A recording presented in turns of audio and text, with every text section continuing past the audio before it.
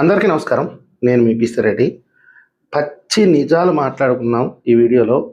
వాస్తవంగా చెప్పాలంటే తినే అన్నం మీద ప్రమాణం చేసి చెప్తున్నాను. ఒక 2, 3 నెలల నుంచి అయితే కడుపు నిండా అన్నం తినలేకపోతున్నానండి. కంటి నిండా నిద్ర పట్టట్లేదు. ఎందుకు చెప్తున్నానంటే ఇదంతా కొన్ని వేల మంది, కొన్ని లక్షల మంది ఈరోజు ఆంధ్రప్రదేశ్ ప్రభుత్వం మీద, అమరావతి మీద, పోలవరం మీద, రాష్ట్రంలో జరిగేటటువంటి అభివృద్ధి కార్యక్రమాల మీద పచ్చి అబద్ధాలు ప్రచారం చేస్తారు. ఏమైపోద్ది నా రాష్ట్రం? నిజంగా మీకు కూడా ఆ ఆందోళన ఉండొచ్చు. నేను కొంచెం సెన్సిటివ్గా ఉండబట్టి కొంచెం ఎక్కువ ఉండవచ్చు. నాకు రాష్ట్రం మీద చాలా ప్రేమ అండి. నేను ఎందుకనంటే గొప్ప గొప్ప వాళ్ళు పుట్టిన నేల ఇది. టంగుటూరి ప్రకాశం పంతులు అనేక మంది జన్మించినటువంటి నేల. ఈ రాష్ట్రం కోసం వాళ్ళు ఎన్నో త్యాగాలు చేశారు, పోరాటాలు చేశారు, ప్రాణ త్యాగాలు కూడా చేశారు. బ్రిటిష్ వాళ్ళని ఎదిరించి ప్రాణాలు పోగొట్టుకున్న వాళ్ళు కూడా చాలామంది ఉన్నారు. జైలు పాలైన వాళ్ళు ఉన్నారు. అండమాన్లో శిక్ష అనుభవించిన వాళ్ళు కూడా ఉన్నారు. ఇలాంటి పుణ్యభూమి ఈరోజు కనీసం రాజధాని లేదు.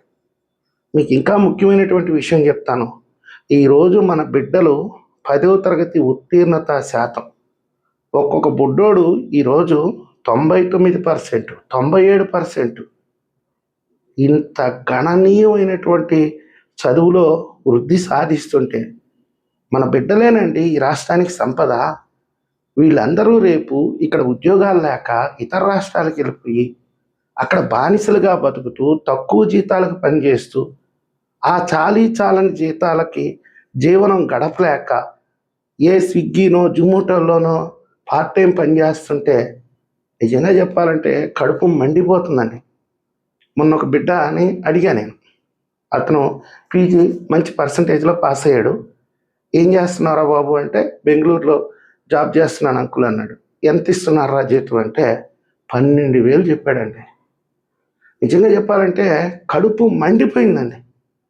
నేను నిజంగా ఆ రోజు ఆ బిడ్డను చూసి 12,000కి ఎలా బతుకుతున్నారా నాన్న అక్కడ అంటే, ఏం చేద్దాం అంకుల్, పార్ట్ టైంగా ఏదో చిన్న పని చేసుకుంటున్నాను. ఒక్కొక్కసారి వర్క్ ఫ్రమ్ హోమ్ ఉంటుంది, అప్పుడు ఇంటికి వచ్చేస్తాను, మళ్ళీ అక్కడికి వెళ్తాను.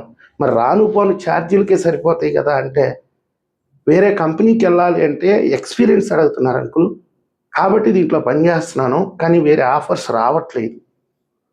ఎంత దారుణమైనటువంటి పరిస్థితి చూడండి. ఈరోజు మనం చంద్రబాబు నాయుడు గారు ఉన్నారు, పవన్ కళ్యాణ్ గారు ఉన్నారు, లోకేష్ గారు ఉన్నారు. నిజంగా చెప్పాలంటే త్రిమూర్తులు ఉన్నారండి.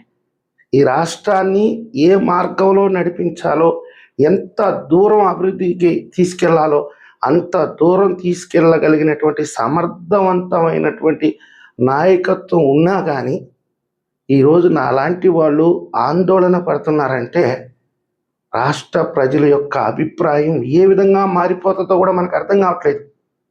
రాష్ట్ర ప్రజలకి నిబద్ధత ఉండొచ్చు ఈ రాష్ట్రం అభివృద్ధి చెందాలని. అలాంటి నిబద్ధత ఉంది కాబట్టే మొన్న 2024లో అద్భుతమైనటువంటి తీర్పు ఇచ్చారు. కానీ ఈ కుక్కలు ఉన్నాయే ప్రతిరోజు అండి, వీళ్ళు ఎక్కడ బతుకుతారు, ఎక్కడ పుట్టారో మనకైతే అర్థం కావట్లేదు.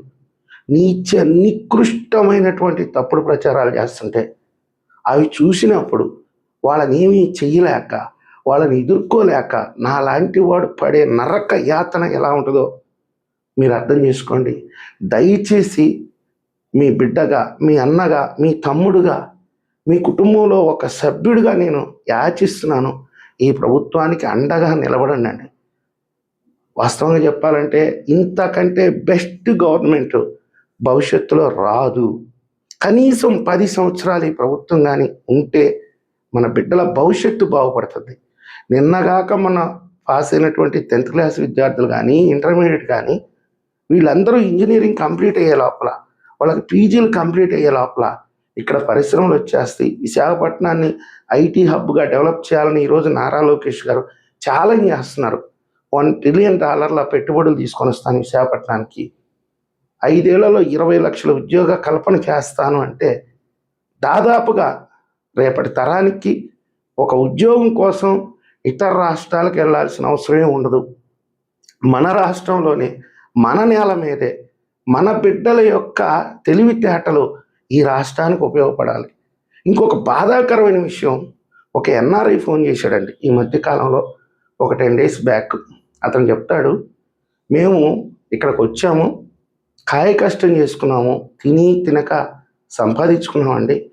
ఈరోజు నా సొంత రాష్ట్రానికి వెళ్ళి ఏదైనా ఒక చిన్న ఫ్యాక్టరీ పెట్టుకొని ఒక 10 మందికి ఉపాధి కల్పిస్తూ మా శేష జీవితం మొత్తం నా జన్మస్థలం ఆంధ్రప్రదేశ్లోనే ఉండాలంటే అక్కడ ప్రజలు ఏ విధమైనటువంటి నిర్ణయం తీసుకుంటారో, అమాయకులండి, లొంగిపోతారండి వాళ్ళు. ఎవడన్నా ఎమోషనల్గా మాట్లాడితే వాడి వైపు వెళ్ళిపోతారండి. భయపడుతున్నామండి, రేపు వచ్చే ప్రభుత్వం మమ్మల్ని ఎక్కడ నాశనం చేస్తుందో, మమ్మల్ని ఇబ్బంది పెడుతుందో, అందువల్ల 1కి 10 సార్లు ఆలోచించుకుంటున్నామండి. దయచేసి మీరు ప్రజలకు అర్థమయ్యే విధంగా ఎక్స్ప్లెయిన్ చేసి చెప్పండి, ప్రజల్ని మోటివేట్ చేయండి అంటే నాకు నిజంగా కూడా చాలా బాధాకరం. ఆయన మాట్లాడుతున్నంతసేపు నాకు కన్నీళ్ళు ఆగట్ల. ఎక్కడికో పోయి బతుకుతున్నారు వాళ్ళు. ఈ ఆంధ్రప్రదేశ్ మీద వాళ్ళకి మమకారం చావట్లేదు. పక్కనుండే రాష్ట్రాలను చూస్తున్నారు. నా రాష్ట్రం ఎప్పుడు అభివృద్ధి అవుతుంది, నా రాష్ట్ర అభివృద్ధిలో నేను కూడా ఒక ఇటుకరాయి పెడితే ఎంత సంతోషం ఉంటుంది. దయచేసి ప్రతి ఒక్కరూ, యువత కానీ ఎవరైనా కానీ అర్థం చేసుకోండి సార్, అర్థం చేసుకోండి. ఇలాంటి దుష్ప్రచారాల పట్ల కొంచెం అప్రమత్తంగా ఉండండి. మిమ్మల్ని మరీ మరీ వేడుకుంటున్నాను.